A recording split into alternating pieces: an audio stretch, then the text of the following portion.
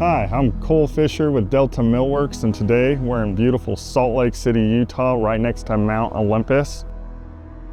I'm here with Kyle Myers of Sausage and Shim with Lloyd Architecture. Lloyd Architects, we've been practicing in the Salt Lake Valley and sort of beyond for about 25 years. And we are here at this house with the beautiful Mount Olympus behind us and sweeping panoramic views of the valley to the west here on a pretty challenging lot on a hillside where we spent a number of years just working through the sort of process with local authorities, neighbors, etc., to get it working. It was a process that required us trying to capture the views on both sides as well as deal with sort of the structural and just construction access challenges of the hillside. It's a narrow lot, hard to get in here, hard to do work, and so bringing all those elements together was sort of the process. It's real beautiful here. Kyle, thanks for joining us today. Can you talk a little bit about Sausage and your experience in construction and a little bit about this job site? Yeah, of course. So I've been in construction basically my whole life. I'm a second generation contractor. Worked with Sausage previous to actually being with them directly. Now I've been with them for 13 years. We've been in the Salt Lake area and Mountain Resort area for 14 plus.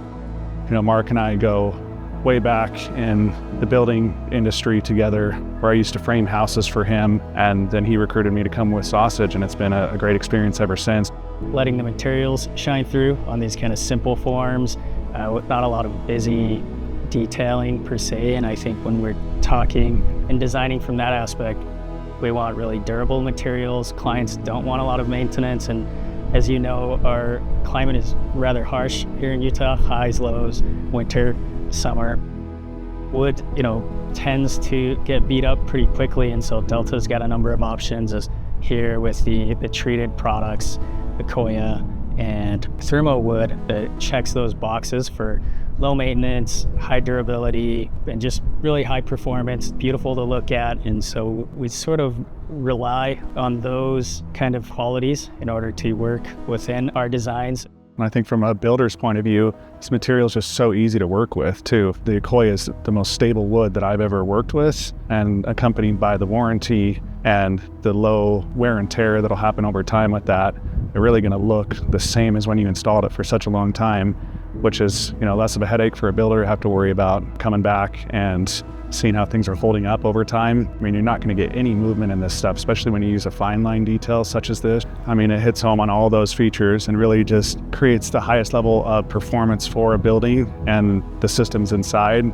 So you're not overworking any of the mechanical cooling, heating systems or anything like that throughout the year in different climates, different weather conditions. Creating that thermal envelope, that exterior foam, that's the most solid system, so you don't get any thermal bridging that transfers through. We've got 2 inches of foam, a 3/4 furring strip that creates that air gap.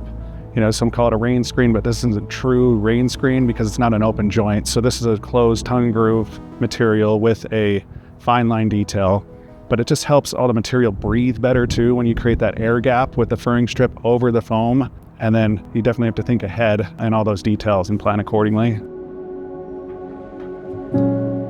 Delta Millworks is always pioneering and trying to work with people to create custom homes, making things truly unique. Juan, what are some trends that you're starting to see lately in architecture? They want durability and they want to reduce or remove maintenance. Finding is the more rich kind of wood tones, and people like the stain tones. They require maintenance every once in a while. We're really seeing a lot more grays and muted palettes because the idea is that it's going to go gray eventually, and that's kind of the look people want. And so if you look around here, these colors are pretty muted, and we think there's just going to be less of an ugly duckling phase, if you will, where there's a lot of transition happening. It kind of just starts closer to the finish line. Decking can be really hard in this climate. There's pretty much no way. I mean, if you're going to do a wood deck, you're going to be restaining it. What we did on this house was the Koya Color Gray. It's a product that's actually dyed gray throughout the board, so it can get wet. It still maintains its warranty when in contact with fresh water. You just don't see that with any kind of a natural wood decking material. I mean, anything that you're going to look at is going to be a composite that even compares to that, and people don't like to see that fake plastic composite look. They want a real wood product with sustainability, and that's the only product I've seen and used in the past that's been able to achieve that. And I like the two options of an installation that happens on that, where you can have that hideaway groove so you don't see any face screws, or for a little more stability, you can always use like a nice stainless steel trim head screw that just sinks in and goes away, especially with that color gray. You guys probably have other materials on this, but we often get asked what the treatments are. The Akoya is an acetylated radiata pine that's gone through a chemical treatment that's kind of changed the wood on a molecular level. The byproduct of that is essentially a food grade vinegar, and the soffit on this is a thermally modified spruce.